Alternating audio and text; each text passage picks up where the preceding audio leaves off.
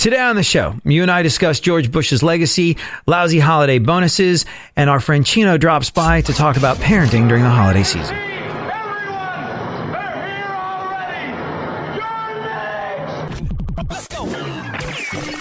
Welcome to the future, where the glass is half full and you'll need new glasses, where you'll be jumping from conclusions. The past is annulled, and a new future is born. Never before in history has so much meant so little to so many. AD on the radio. So there's no way you could have missed it. The funeral for President George H.W. Bush happened yesterday. And if you are like me, I think the most notable moment for you, outside of the actual service, was how it managed to bring people together. And look, I know there is a certain amount of obligation that caused these people to show up together. But in a world, in a day and age, in a country, in an era where we are so affected, even though we know better, we are so affected by what we see on TV. We are so affected by pictures. We are so affected by the media. Seeing those folks managing to sit together and be civil to one another is a big deal.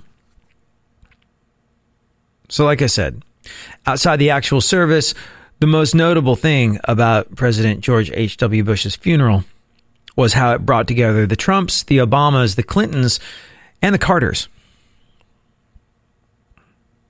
You saw the pictures, I'm guessing. Maybe you saw the video. They sat together in the first pew. And let's be real here. There was some awkwardness. President Trump shook hands with Barack Obama and Michelle, who were next to him, and Melania, but ignored Bill and Hillary Clinton, who were next to the Obamas. Which, frankly, kind of sort of had to be expected. Melania did shake hands with Bill, and Hillary nodded at her, but then sat rigidly and refused to look at the president. Trump also didn't engage with the Carters. But just the act of having them next to each other, that says a lot. People are so angry, especially this time of year. So much of the country's division is tied into the financial crisis that we are emerging from. So much of it, and as much as I hate to reduce us to a worship of money, so much of the division and anger that we feel at the moment is due to fiscal uncertainty. We've talked about this time and time again on the show. If you feel like our country has never been so divided, go back to right after the Great Depression. It might not have been this divided in our lifetime, but not just in America, historically, globally, when a country comes out of a financial crisis, people are looking around, trying to figure out what happened to their job, their livelihood, their house, their car, all of the above. And they're looking for a scapegoat. They're looking for someone to blame. They're looking for someone to pin the whole thing on. And that results in divided politics. This is not my opinion. This is a matter of historical fact. So like I said, I hate to reduce us to a worship of money, but the division we're experiencing in America has an awful lot to do with the fact that we are emerging from the biggest financial crisis this country has ever faced since the Great Depression. And anytime we can see people getting over that division, just being able to hang out and be civil to one another, even if they're not going to shake hands and make nice, I think is vitally important. So it was vitally important that 4 of the 5 living presidents were all seated next to each other, which was a sight. One person who was there described the mood on that front pew as, quote, below freezing.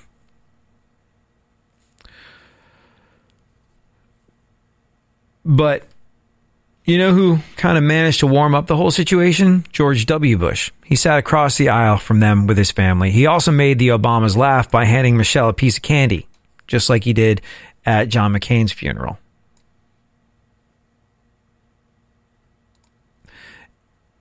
And one last interesting fact. Every vice president since 1977 was there. Yeah, it's true. Walter Mondale, Dan Quayle, Al Gore, Dick Cheney, Joe Biden, and Mike Pence. They were all in attendance.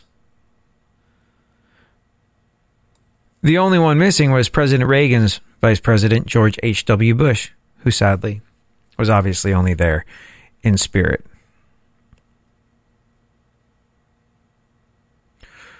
George W.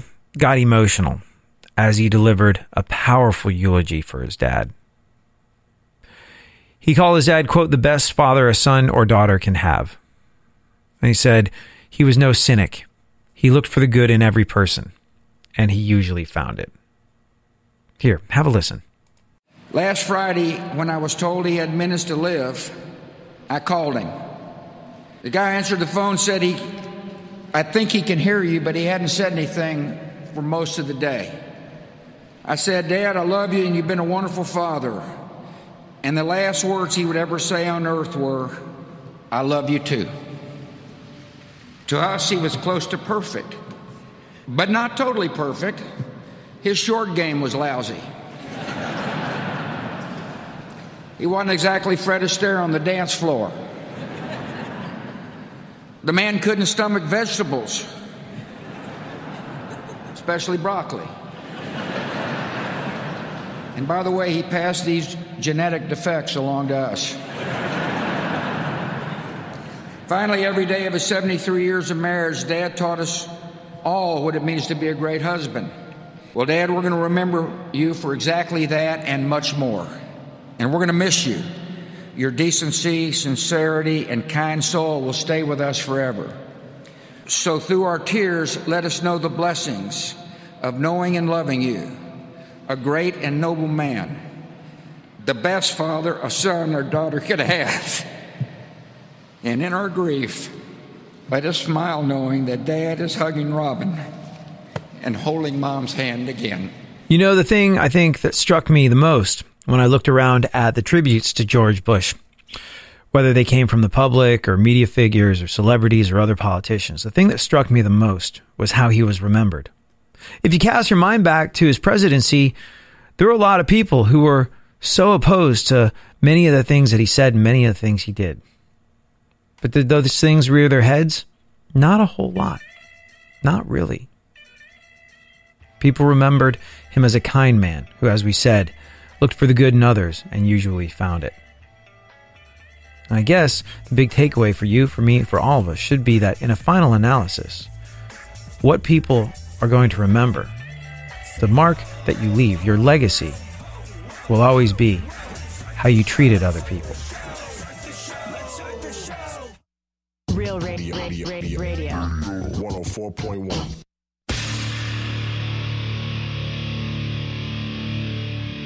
Where the left and right come together for fundamental truths. AD on the radio, on Twitter at ADSXE.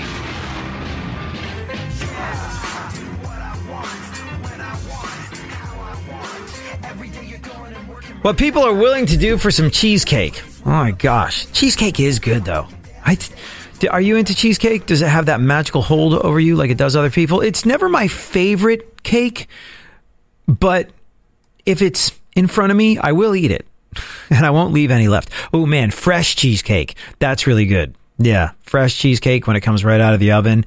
And I know you're supposed to leave it till it cools down so it can settle a little bit. Otherwise, it winds up being more like cream cheese pudding. But I don't care. I will eat it with a spoon if I have to. But would I go to violent lengths for cheesecake? No, I wouldn't. Cheesecake, as it turns out, is pretty cheap. And you know what? This is a thing. I've never noticed a difference between cheesecake that costs a couple bucks that you buy at the store and cheesecake that costs an arm and a leg that you get at a fancy restaurant. Cheesecake tastes like cheesecake. It's always good. It's always good. It's never not good. But people went to violent lengths for cheesecake yesterday. And you and I will discuss exactly how after we take one last look at some of the goings on with the presidential funeral that happened. Did you see that ABC speculated about Donald Trump's funeral and what that would be like? and perhaps a recognition in terms of his involvement in the proceedings by President Trump that he someday will be getting a similar treatment when he passes as a former president of the United States. Probably a different tone in that funeral. Perhaps. He's going to choreograph it, so there may be more trumpets and maybe he was taking cues. Yes, he would do it bigger. One would imagine. It'd be the best presidential funeral ever. No one will ever have seen anything like that funeral. You know, it might be a joke and it might have been in poor taste, but they hit on something very interesting there, and that is the legacy of a president. And there's something weird going on. I don't know what it is, and historically I'd have to maybe take some notes and do some comparisons, but people are freaking old that are trying to get into the political game. Donald Trump, older than dirt. Hillary Clinton, older than dirt. The hot presidential picks for the favorites of the Democratic Party in 2020, older than dirt. Talking about Bernie Sanders and Joe Biden. Giuliani going freaking bananas crazy, trying to grab headlines and clicks any way he possibly can in his advancing years. When he was my mayor in New York City, he was so even-tempered and easygoing and informed, and nothing ruffled his feathers. And now he's just turned into this guy that seems to be willing to do literally anything to grab some headlines, some attention, some sensationalizing. And to say that Donald Trump is eyeing up a legacy. Well, of course he's eyeing up a legacy. I don't know if he's got specific plans for his funeral, but he's got plans with regard to how he wants to be remembered. I mean, that's why he wants to be president. That's why he wanted to be president. He'd done everything else that there was to do in his world in terms of real estate development and being wealthy and broadcasting and television and all this sort of stuff. He'd done it all. What else can I do? I can be president, and I want to go down as the greatest president or the most interesting president or some sort of superlative that you can apply to the word president. I want that to be me. What is it with old people studying for the final where they get nuts for some acclaim in the final analysis? I have to watch for it. Makes no sense. Or it makes all the sense in the world. It's just not sensible. Speaking of things that are not sensible, it is literally amazing what people will do to save $6. Yesterday was the Cheesecake Factory's 40th anniversary, so they gave away 40,000 free slices of cheesecake to celebrate, and the only way to get those slices was to order them on DoorDash. And it was a cool idea. In theory, what really happened? People flooded DoorDash with orders, which led to chaos at a bunch of Cheesecake Factory locations across the country as drivers battled for parking spots and crammed into the restaurants. It got so bad at the Cheesecake Factory in Arlington, Virginia, that one DoorDash driver wound up getting arrested for disorderly conduct when the cops showed up, and he got into a fight with them. Yeah.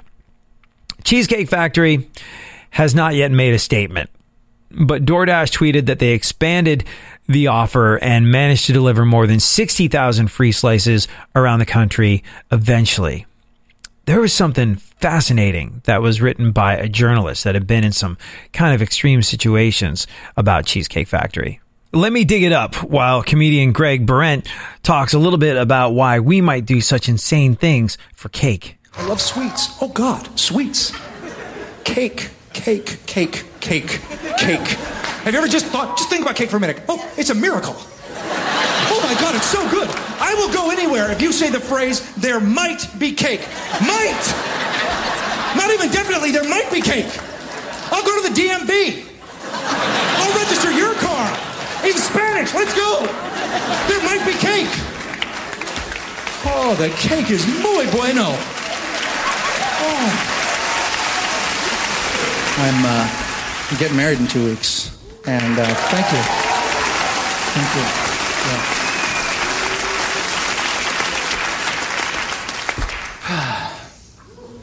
You want to know why? You want to know why? Cake! What are you thinking? What do they have there at the end of a giant cake? Where have you been for the past 5 minutes? Cake! God, it's so simple. It's right there. A human-sized cake at the end. Yeah, I love you, blah, blah, blah. Whoosh! Yeah, I think a big part of it has to do with the fact that Cheesecake Factory's anniversary coincided with this time of year. I mean, it's the holidays. Holidays are wonderful. I love the holidays. Holidays, specifically Christmas, I can't think of another day where there's more of the world bonded in a spirit of goodwill toward all. But the run-up to the holidays, People are ready to lose it and lose it hardcore at a moment's notice because you're dealing with stress. You're dealing with financial difficulties. You're wondering how you're going to pay for Christmas. You're wondering how you're going to get you and your family to whoever the hell's house it is that you're going to go to. And then you're wrestling with the fact that you're going to be spending time with those relatives that you secretly despise but put up with twice a year, and you're going to be spending so much cash to do that. And man, it just gets to be this whole big thing. And it is the most stressfulest time of the year. And this is when people walk around ready to snap at a moment's notice. So I think part of the fact that this devolved into a physical altercation between people after cheesecake and cops had to do with it being the most stressfulest time of the year. But the other thing that I think probably factors into it was, I guess, the parking lot there was really jammed up. And if you live in one of the places where this show airs without snow, which is actually most of the places. I mean, we're on in Texas. It doesn't really snow there. I mean, occasionally it has been recently in Houston a little bit more, but not to that sort of level.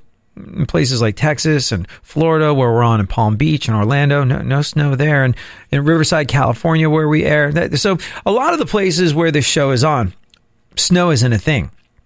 But if you've grown up in it, and if you've grown up in a place where parking is not necessarily an easy thing to begin with, and you add snow to that situation, oh my gosh, it's unbelievably mind-numbingly stressful. I mean, driving in the snow is no fun. Doesn't matter how experienced you are at it.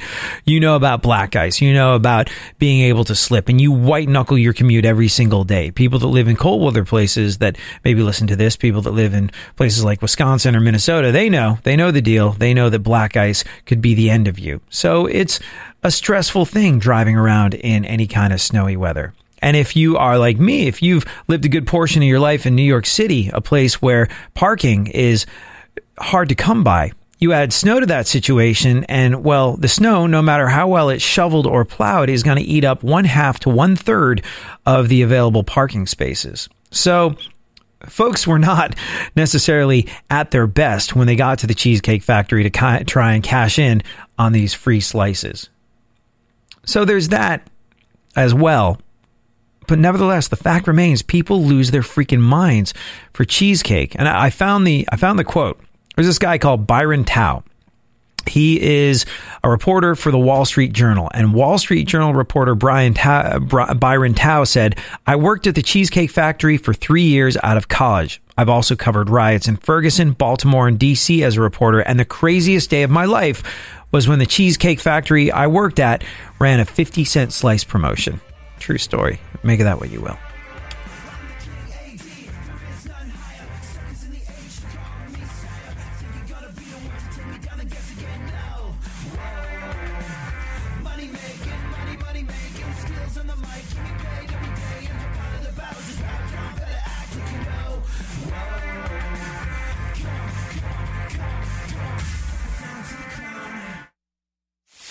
For more stimulation and less irritation, 9 out of 10 doctors choose KPRC AM 950, Houston's more stimulating talk radio. Don't get the blues, get all the news. We mean all of you guys out there in Radio Land. All aboard! He's back. AD on the radio. Give it up, yeah. Give it up, yeah. I'm lucky enough to be joined in the studio now by my compatriot from down the hall, Chino Iglesias. I don't even know how to spell that. Well, damn. So for those not in San Diego right now, which is none of the people listening, I'm guessing. You know what's weird? Like, these are the towns I'm on in. This is a little peek behind the radio curtains. Pull the curtain back, my friend. I shall pull the curtain back. I'm on in about 25 different cities around the country. Show off. Well, no, not really. My point is, the one city they don't put this show on in, here in San Diego. Like, I'm here or in Houston 9 days out of 10, and they won't. So can I nobody tell you why? listening knows Can I tell that. you why? They really don't like you in this building. That's true. Well, the feeling's mutual. Here's the thing, though. Like, what people not in San Diego don't realize is the fact that not only is it raining here, which is just unbelievably weird. Like, 9 days out of 10, we're worried about the whole state catching on fire. Right. But now it's flooding, and I think I can count the number of times I've seen lightning in California on one hand. But did you just hear the thunder? Yeah. I've had too much sugar today, my friend. Clint that works down the hall from us on the rock I try station? to avoid him, but yes.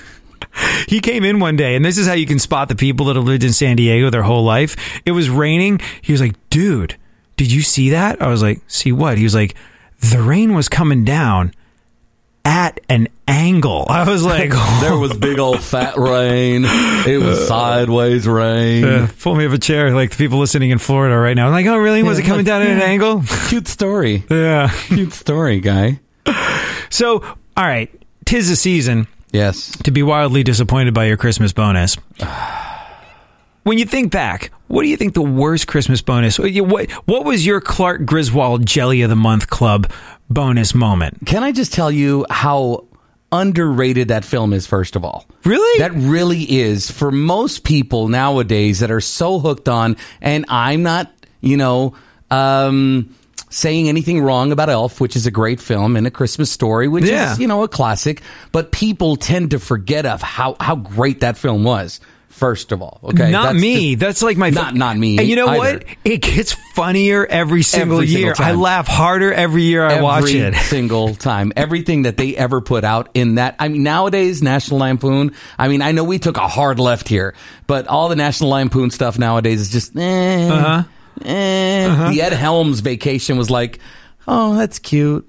I'm trying to figure out if there's a vaguely anti-Semitic undertone because, like, the neighbors, Julia Louis-Dreyfus, what Margot, and what's the husband's name? I don't know. But they like when he comes out the house and he's cleaning out the back line on the motorhome. He looks so frightened. That film is so well done. It is so well done. But let's get back to the Jelly of the Month Club. I think being in this business that we've been in, for me, it's now going on 22 plus years. I went from getting cash in an envelope, way back in the day, to it became a gift card thing. And from the $200 gift card down to $50 down to nothing. There's nothing that we get anymore. Do you get anything? Did you get anything last year? No, I get like, if I'm doing okay, I'll get like a ratings bonus. Oh, yeah, ratings bonuses, yes. Those are achievement based, not, hey, we like you, therefore you get this. You want to hear two of the saddest bonus experiences I have ever had? Before I was like full-time, I used to be, whatever. I used to sell blood to make rent and work in radio as a hobby. Your own blood? My own blood, yeah. Okay. I used to, and my full-time gig was also Sirius XM, and I would work for this company, it was kind of sporadically. And then I had to make a decision. So Sirius XM were like, hey, we need you to sign this non-compete. And I was like, well, I can't do that because I do this other thing. They're like, right, but if you had to pick one, what would it be? And I was like, I love commercial-free radio, but what pays a mortgage? Commercials. And like, exactly. There's again, this is sort of inside baseball, but the problem with working for Sirius XM is there's no ratings. So there's no demonstrable idea of your worth. You can't say, hey, twice as many people are listening now I'm on the radio as they were before, pay me more, the way you can in terrestrial radio. So I was like, if I'm really going to make a career out of this, I need to go into FM full time. So I did that, but I declared my allegiance to the company, but I was like a part-time employee here for a while. And during that time, Christmas came around and I was invited to the company Christmas party. And at the company Christmas party, which happened during the day, indoors, on site in the building here or Houston. This was in Houston. This is in Houston. Gotcha. No spouses or girlfriends allowed. They were doling out. They were like, we don't have money for bonuses, but people get gift cards. And so there was like a line of people. Get ready to dip yourself, go in the bag and get out your like $50 Home Depot gift card or whatever the hell it was. Right, hammers. So I I stand in line, missing out on cake and all sorts of other delicious holiday yum-yums, waiting for my chance to like get my lucky dip gift card. And they go, oh, yeah, you're not on the list. Oh yeah, no. Sorry. They're like, you're not, you hadn't been there a full year. Well, they're like, are you not full time? I was like, no. And they're like, but you're on every day. I was like, yeah, but you're not full. So No gift card for you. So, like, I waited and then was basically publicly shamed with the scarlet letter of part-timeness in front of everybody else. else. How you felt. 20-second time out on that, okay? Because at least you had a party that had cake and cookies and yum-yums. Yeah. Let's take it to this company here in San Diego, the Christmas extravaganza, the festivities that were put together for us that happened the following month in January, where we all gathered on a boat that was trade. Okay, I understand trade. Did you go to that thing? I was there. Okay, don't give me this I understand crap, because no, that's I understand not what, trade. Nah, bro. No, for as much money as is made in this building, and see, I'm getting so upset. The EAS transmitter's going off, okay? I'm getting so upset about this because I really feel strongly about how terrible our holiday party was. I don't know if the microphone can pick this up, but this is flash flood warning. This is real life behind the scenes radio stuff. Flash flood. Okay, someone poured a bucket out on a street in Oceanside. This is Southern California. So, I mean, Southern Californians have many great qualities. Their ability to drive in any kind of precipitation is not one of them. So we got to be careful. That flash flood warning. My thought was, we're being invited finally to a Christmas party here. Oh, let's go do this. So we line up and we get on this boat. And once we get on the boat, we're handed a couple tickets for drinks. And so we go get our drinks, and then we sit down, we take our place.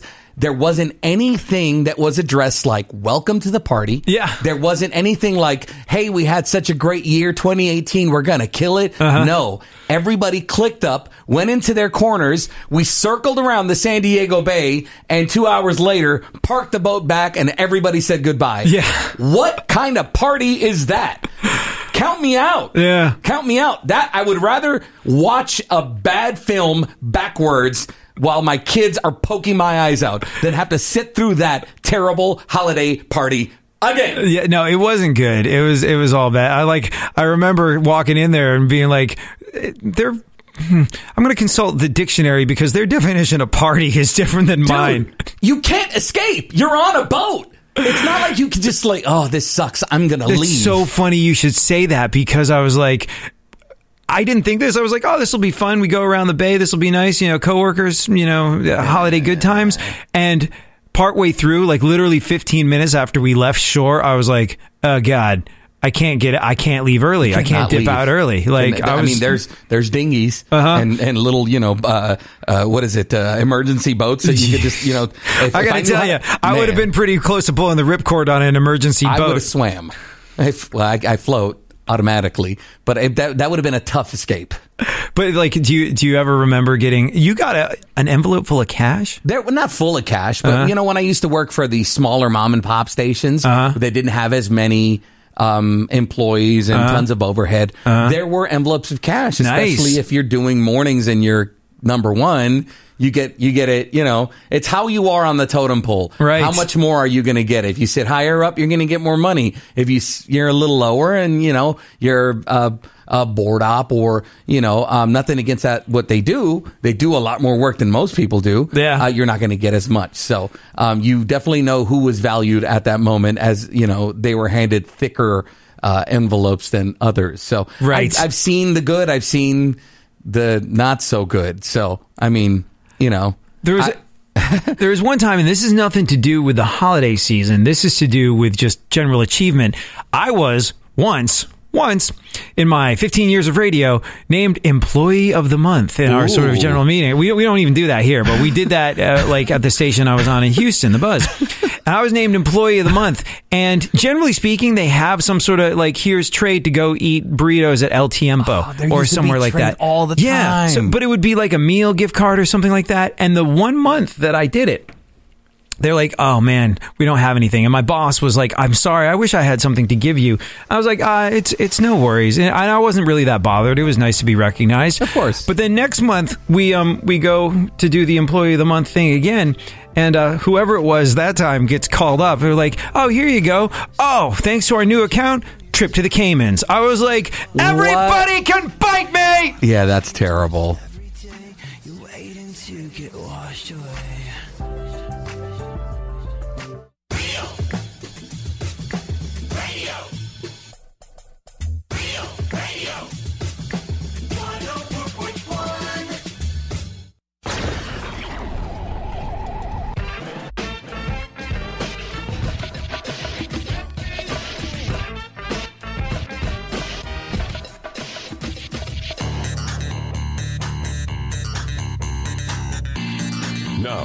AD on the radio.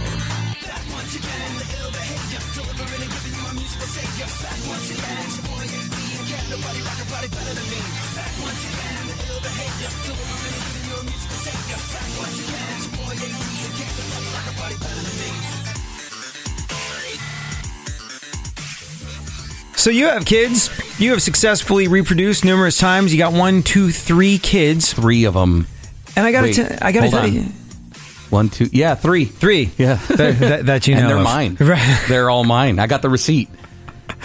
But your kids are some of the best, most well-behaved. I have a hard time reconciling you that I see in the halls. One of my favorite people, but rather gruff, tough, take no guff exterior. Yet your kids are some of the most thoughtful, sweet, kind, look for an opportunity to help out bunch of children I have ever met in my life. Are you different behind closed doors with them? I don't think that I'm different behind closed doors, but I am definitely the disciplinarian. What I do tell my children is that I'm not your friend. First of all, I'll be your homie. We'll hang out. We're going to do some fun stuff together. But you have to follow basic, simple rules. When things go wrong, or I ask them to do something, they don't get it done, which isn't like crazy, I'll preface an argument or explanation with, I don't ask much of you, do I? And they realize and sit down and go, you're right. We have house rules that we have posted on the wall. You know, no kidding. What are the house rules? There's about 10 of them. It's like, be kind to one another. There's no such thing as a stupid question. Share. Things like that, try new things, basic ways of life that we want you to learn to be naturally. So when you become an adult, the foundation that we're building makes you a better person as you go out there. There's been, moments where I do get a little loud and things like that, but I think that's any and every parent inside their home and behind closed doors. I've had people come up to me and say, oh, wow, your kids are so well behaved. And I'm like, well, you should see them at home. And that's just me kind of like ribbing the situation a little bit. But somebody pointed out to me a couple weeks ago and said, you really shouldn't want your kids to behave so much so in the home as you would want them outside of the home. You want their best behavior to be outside of the home and teach them or have them learn how to be the best version of them in the home. So I consider the home like the training grounds, if you would. And as they go out there and they become who they are or they do what they do, they're really, really good kids. The one that I thought I was going to have a problem with, which was my youngest, who always talks back. Little white lies are still lies, but still a lot of those, is getting like Citizen of the Month awards and most helpful and kindest and things like that. I'm like, you? Kindest? The one that fights with your brother over mirror space when you guys are brushing your teeth? You don't have to look in the mirror to brush your teeth. Brush your teeth and then go, when you're done, look in the mirror to see if it's done. And if it's not done, walk away and brush that place that, isn't brushed properly. Like, it's the funniest things that they fight over, but siblings will be siblings. And I think that's their biggest problem. As a father, and I think when you become one yourself, you're going to realize that all you want for your kids is everything, the good things that you were taught and everything that you never had. Right? So I'm not trying to put my parents out there. I'm cool with my parents. We're on a great, we have a great relationship now, but they used to whoop me, right? As a child. I mean, it's just how they were, what they learned. So their parents before them, even worse, and so on and so forth. So it's up to us as new parents, my oldest being 12, to kind of break that cycle and say, I'm not going to go or have my children go through this. So I'm going to be better. And, I might not spank, but I might give you a, right on the butt when you're a kid, when you're little, to kind of bring attention, not to hit, but more to, hey, no, okay, cool, we got it, good. I think it really all comes down to one thing. Okay? You can talk to your kid like this when they're misbehaving at Barnes & Noble, or you can talk to them like this. And I'm going to be the guy that stands out inside Barnes & Noble raising my voice, but I don't care. Right. Because my kids are going to listen to me. Do you get any parenting and disciplinary mileage out of the Christmas season? Meaning, you want this for Christmas, this means you freaking be good. Bruh, that is the best trick in the book. It really, really is. So you actually do this? It works? You know, it works to an extent where you go, look, bruh, if you want... I think we live by a few simple rules, I think, when it comes to my kids and them understanding they're 8. Well, the 8-year-old's going to be 9, so it's 8, 10, and 12. And it's be good, do good, get good. That's really more than just Christmas time. It's almost a Nick Nolteism of parenting. Well, no, don't you ever in your life ever Nick Nolte me again, okay? But I think there was in Bohemian Rhapsody. Did you watch the film? No, I haven't seen it yet. What is wrong with you? I don't go out to movies. I need to. Get out of your way. The idea. You're in your own way. Enjoy life, my friend. We need to do segments on how I can coach you into being a better you. You probably. It seems to be working out great with your kids. Your kids are clearly better people than I am that live a better, fuller life. You're a good guy. But I think in the film, a young Freddie Mercury, Farouk, what's his real last name? But a young Farouk is talking to his dad, and his dad's like telling him kind of a similar mantra, like, be well, and you're going to have rewards come your way, for a lack of better words. I don't know exactly what it is he said to him. And I'm sitting there in the theater with my kids, and Freddie Mercury's dad is telling this to Freddie when Freddie's not listening, when Freddie's being rebellious. And I turn and I look to my kids, I go, you see?